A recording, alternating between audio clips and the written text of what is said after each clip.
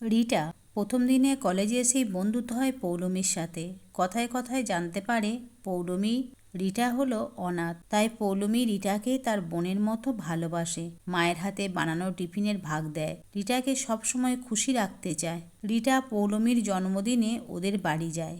পৌলমী রিটাকে ওর বাবা মায়ের সাথে পরিচয় করিয়ে দেয়।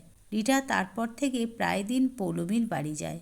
পৌলমীকে ওর বাবা মায়ের আদর ভালোবাসা পেতে দেখে মনে মনে হিংসা করে রিটা। এদিকে পৌলমী তার বাবা মাকে রাজি করাতে চায় রিটাকে দত্তক নেওয়ার জন্য, কিন্তু পৌলমীর বাবা মা রাজি হয় না।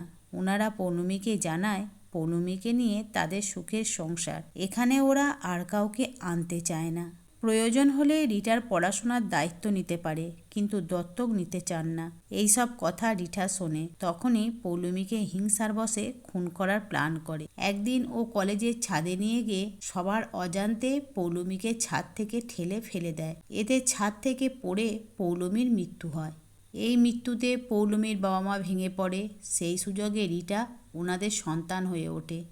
রিটা বিদেশে পড়াশোনা করে। ভাগ্যবশত ওই কলেজেই প্রিন্সিপাল হয়ে দীর্ঘ 15 বছর পর আসে।